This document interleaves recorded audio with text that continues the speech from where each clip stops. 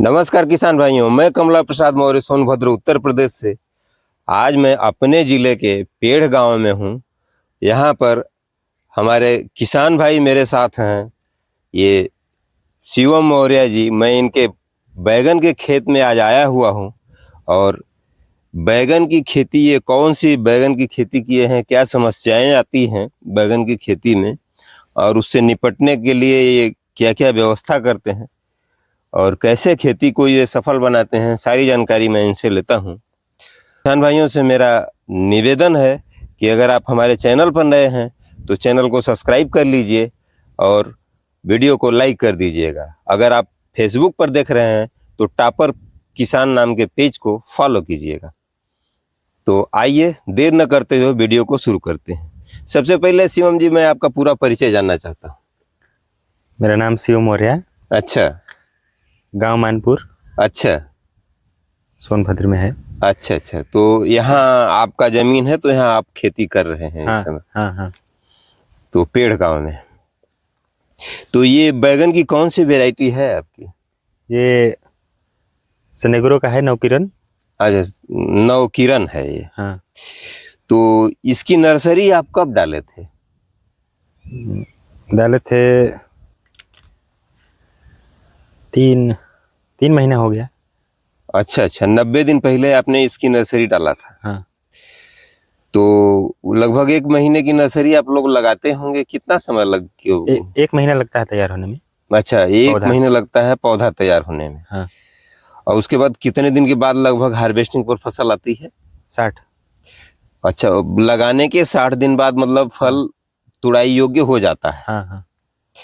तो अब मतलब 90 दिन हो चुके हैं चूंकि नर्सरी को लेकर के। हाँ। 60 दिन इसको लगाया हो गया है, तो अब इसकी तुड़ाई चालू हो गई होगी। हाँ। तो पहली बार में कितना तोड़े थे? पहले बार में वही 40 किलो। 40 किलो शुरुआत कर दिया है इसमें। हाँ। तो ये कुल कितने एरिया में आपका लगा हुआ है? 2 बीघा। 2 बीघा। हाँ। मैंने 40 बिस्वा। हाँ, 40 बीघा। तो इसमें और कोई वेराइटी है कि सिर्फ यही है नवकिरण? नहीं, बीएनआर का है 212। अच्छा, 212 भी लगा हुआ है। हाँ। तो अभी तक तो इससे कुछ उसका पौधा डाउन लग रहा है। हाँ, थोड़ा सा है छोटा। अच्छा अच्छा, तो दोनों साथ है लगा था? हाँ, दोनों साथ में लगा था। तो अभी उसमें फल नहीं आया है कि आ गया है उसमें भी? उसमें भी आ गया है। अच्छा, उसकी भी हार्वेस्टिंग हुई थी? हाँ। अच्छा अच्छा। तो सबसे पहले आप बताइए, जब इसको आप लगाते हैं तो एक पौधे से दूसरे पौधे की दूरी क्या रखते हैं और लाइन से लाइन की दूरी क्या रखते हैं? नहीं, लाइन से लाइन का 4 है और पौधे का 3 है। अच्छा, पौधा से पौधा की दूरी आप 3 फीट रखते हैं। हाँ। और लाइन से लाइन की दूरी आप 4 फीट रखते हैं। हाँ। तो लगा देने के बाद सबसे पहला प्राथमिक कार्य क्या करते हैं? जैसे नर्सरी डालते समय क्या सावधानी बरतते हैं, और नर्सरी डालने के बाद अक्सर पौधों के गलने या मरने की संभावना रहती है, तो उसके लिए आप क्या उपाय करते हैं? जैसे कि पौधा बीज डलाता है तो पौधा गिरता है, हाँ। तो उसके लिए दवा छिड़काव होता है। कौन सा दवा छिड़कते हैं? साफ। अच्छा, साफ, ये कार्बेंडाजिम और मैनकोजेब, हाँ। ये दवाई का आप छिड़काव करते हैं। लगभग इसकी 2 ग्राम मात्रा प्रति लीटर पानी में घोल बना करके हाँ। इसका छिड़काव किया जाता है, तो फंगस जनित कोई भी बीमारी नहीं लगती है। और इसकी परमानेंट रोकथाम के लिए हर हफ्ते लगभग बारिश के समय में छिड़काव करना पड़ता है, जिससे नर्सरी सुरक्षित बची रहे। हाँ।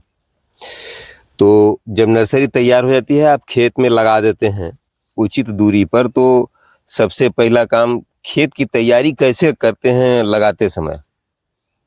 पहले इसको 2-3 बार जोतते हैं। अच्छा, जोत के फिर तब उसके बाद लगता है। गोबर की खाद देते हैं कि नहीं? नहीं, गोबर का खाद तो नहीं डाला गया था। अच्छा, गोबर की खाद उपलब्ध नहीं हो पाती इसलिए नहीं डालते। हाँ। तो मान लीजिए पौधा लगाते समय भी कोई उर्वरक डालते हैं या पौधा लग जाने के बाद डालते हैं? नहीं, पौधा लग जाने के बाद। पहले पौधा को बिना खाद का ही लगा देते हैं? हाँ। तो लगाने के कितने दिन बाद फिर खाद आप देते हैं और किस प्रकार देते हैं? वही 15 दिन। अच्छा, लगाने के 15 दिन बाद जब पौधा कायदे से पकड़ ले धरती को हाँ हाँ हाँ। और जब चलना शुरू हो जाए तब उसको देते हैं। तो पौधे की चारों तरफ देते हैं, पूरे खेत में बिखेर कर खाद देते हैं? नहीं नहीं, चारों तरफ। अच्छा, पौधे की चारों तरफ लगभग पौधा को कितना छोड़ करके खाद देते हैं आप? वही 5 इंची। अच्छा, पौधा को चारों तरफ से 5 इंची छोड़ करके खाद गिराते हैं? हाँ हाँ क्योंकि अगर जड़ के पास खाद गिरेगी तो पौधा को नुकसान कर सकती है। हाँ हाँ। ये बहुत अच्छा करते हैं आप। तो खाद कौन कौन सी एक साथ मिला करके आप देते हैं शुरू शुरू में? शुरू में यही डीएपी, यूरिया और पोटास, हाँ। Zinc, sulphur.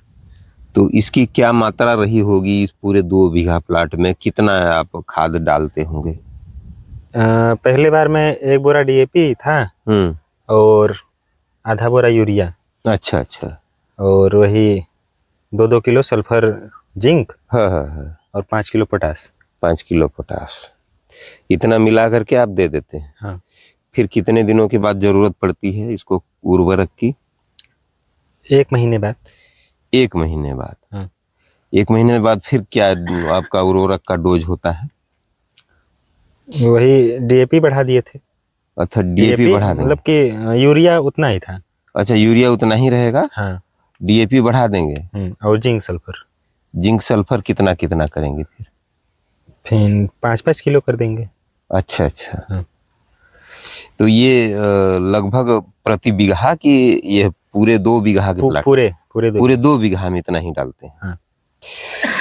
बैगन में एक समस्या आती है कि ये जो इसे फुनगी है इसकी, ये अक्सर गिर जाती है और सूखने लगती है। एक समस्या ये आती है, तो इसके लिए कौन सी दवा का उपयोग करते हैं? दवा वही कीटनाशक का छिड़काव होता है। अच्छा, कीटनाशक में कौन सा कीटनाशक सफिशिएंट होगा? किसान भाइयों को जानकारी दीजिए। अच्छा, तो फंजीसाइड, फंगस भी लगता है, हाँ हाँ, तो उसके लिए कौन सी दवा डालते हैं? वहीं उसके लिए वो डाला गया था इक्का। अच्छा, इक्का, उसमें मतलब फंजीसाइड है? हाँ हाँ, फंगीसाइड। इक्का नाम से कोई फंजीसाइड आती है, उसको आप डालते हैं तो ये मतलब सड़न गलन रुक जाती है? फल सड़ करके गिरते हैं या कभी कभी इसमें भी फंगस लग जाता है तो पत्तियां झुलस जाती हैं, गिर जाती हैं? हाँ, उसमें तो तना छेदक लगता है। अच्छा, तना छेदक के लिए तो आपने बताया कीटनाशक का प्रयोग करना पड़ता है। हाँ। इसके लिए, फंगस के लिए, जैसे आप नर्सरी में पौधा गिरता है तो आप बता रहे थे कि साफ इस्तेमाल करते हैं, हाँ, कार्बेंडाजिम और मैनकोजेब। हाँ हाँ। तो जब बड़ा हो जाता है तब भी वही दवा इस्तेमाल होती है कि बदल देते हैं? नहीं, बदल देते हैं। बदल देते। आपको याद नहीं है, लेकिन फसल अच्छी है, आपने कायदे से मैनेज किया है। कीटनाशक का छिड़काव कितने कितने दिनों पर आप करते हैं इस पर? इस पे 15 दिन पे। अच्छा अच्छा। हाँ। तो 15-15 दिन पर ठंडी के सीजन में? हाँ। अगर गर्म मौसम रहेगा तो पहले करना होता है, हफ्ते भर में। हाँ हाँ। तो किसान भाइयों, आप समझ सकते हैं, कीटनाशकों का प्रयोग आप कर सकते हैं और 30 ग्रुप की दवाएं भी आप ले सकते हैं, या फिर जो पहले की दवाएं चल रही हैं जैसे कोराजेन वगैरह, उस तरह की दवाएं भी आप ले सकते हैं, जिससे लंबे अवधि तक कीट नहीं आते हैं फसल में और आराम से आपकी फसल चलती रहती है। अब रही बात, एक समस्या और आती है पूरे पौधे को उकट जाने की, जो पूरा पौधा ही खेत से सूख करके खत्म हो जाता है। ऐसा मैंने आपके खेत में भी देखा, कुछ जगहों पर लगा हुआ है। हाँ, तो उसके लिए वैज्ञानिकों ने एक खोज निकाला है कि बैगन को ग्राफ्टिंग करके लगाया जाए। तो ग्राफ्टेड पौधे जो है कई नर्सरियां जो है तैयार करती हैं, उन नर्सरियों से ले आ करके आप लोग ट्रायल बेस पर, मैं ये नहीं कहता कि पूरा का पूरा खेत आप लगा लीजिए, 100-200 पौधे लगा करके आप लोग पहले ट्राई कीजिए और उस पर रिसर्च कीजिए कि वास्तव में वो लोग जो दावा करते हैं उसमें सच्चाई है कि नहीं है। आप लगा लीजिए, आपको लगे कि वास्तव में सफलता मिल रही है तो ऐसे भी अगर हम सीड से ग्रो करते हैं तो 1 रुपये 2 रुपये का पौधा तो पड़ ही जाता है, और उनका मान लीजिए थोड़ा महंगा पड़ता है, 11 रुपये के आसपास वो पौधे देते हैं। वो लोग तो किराया भाड़ा खर्चा लेकर के 14-15 रुपये तक खर्चा आ जाता है कभी कभी, अगर क्वांटिटी कम है तो क्वांटिटी ज़्यादा रहेगी तो खर्चा कम बैठता है। तो आप इस तरह से भी आजमा सकते हैं। तो अभी इसकी खेती आप पहली बार किए हैं बैगन की, कि इससे पहले भी करते थे? नहीं, पहली बार हुआ है। पहली बार बैगन इतनी बड़ी मात्रा में लगाए हैं आप? हाँ। अरे वाह, क्या बात। तो अभी जो आपकी हार्वेस्टिंग हुई थी 30-40 किलो जो भी लेकर गए थे, हाँ। उसका रेट क्या मिला आपको? 35 रुपए गया था। 35 रुपए केजी? हाँ। रेट तो ठीक ठाक है। अगर इस तरह से भी बैगन का रेट रहे तो किसान को कोई दिक्कत नहीं होगी, लेकिन अक्सर होता यह है कि रेट डाउन हो जाता है। तो अभी रेट डाउन होने में थोड़ा वक्त लगेगा, तब तक अगर फसल निकल जाती है तो काफ़ी हद तक लाभ हो सकता है। तो आगे इसके विषय में आपका क्या अनुमान है? मान लीजिए 2 बीघा आप लगाए हैं, तो अगर इसमें ठीक से हार्वेस्टिंग हो गई, ठीक से इसकी फसल आ गई, तो क्या उम्मीद है आप कितना बचा लेंगे इसमें? उम्मीद तो कुछ नहीं है। अभी उम्मीद नहीं की है? नहीं। हाँ, सही बात है। फसल को उत्पादन हो जाने के बाद ही असली हाँ। जो है सच्चाई का पता लगता है। कभी तो उत्पादन बहुत अधिक हो भी जाता है, तब भी जो है रेट न होने की वजह से किसान का नुकसान होता है और पैसा नहीं कमा पाता है किसान। तो चलिए, फिर बाद में कभी हम आएंगे 1-2 महीने 3 महीने बाद, तब आपसे पूछेंगे कि आपकी फसल का क्या रिस्पांस रहा। तो निश्चित रूप से किसान भाइयों तक ये जानकारी पहुंचेगी और किसान भाई लोग जानेंगे। तो किसान भाइयों, अगर आप बैगन की भी खेती करते हैं तो ये भी एक अच्छी खेती है और आराम से आप इस खेती को करके लाभ कमा सकते हैं। और बैगन में फल की जो उत्पादन की क्षमता होती है वो बहुत अधिक होती है, और इसको खाना पानी भी बराबर चाहिए। ये बात भी आप ध्यान में रखिएगा, क्योंकि ये बिना ड्रिप मल्चिंग के किए हुए हैं, तो इनको हर 15-15 दिन पर इसको खाद देनी ही पड़ती है। इसलिए कि बराबर अगर हार्वेस्टिंग जिसे धान गेहूं आदमी करता है तो एक बार 2 बार 3 बार खाद देता है, एक बार काट करके काम खत्म हो जाता है। लेकिन इससे जब हमको तीसरे चौथे दिन हरदम हार्वेस्टिंग लेनी है तो निश्चित रूप से हमको मेहनत करनी पड़ेगी और खिलाना पिलाना पड़ेगा। इसको खाना पानी अगर देंगे तभी आपको फायदा होगा। तो शिवम जी, मैं जानना चाहता हूं कि आप किसान भाइयों के लिए कुछ 2 शब्द कहें कि वो किस प्रकार खेती करें जिससे कि उनको लाभ हो सके। अभी तो हम पहली बार लगाए हैं, अभी जानकारी उतना नहीं है। अच्छा, चलिए, बहुत बहुत धन्यवाद आपको। आपने हमारे किसान भाइयों के लिए समय दिया और आपने हमारे चैनल के लिए समय निकाला, इसके लिए आपको बहुत बहुत धन्यवाद। ढेर सारी मंगल कामनाएं। और आप खेती किए हैं बैगन की, आप इसमें 100% सफल हो जाएं, ये हमारी कामना है।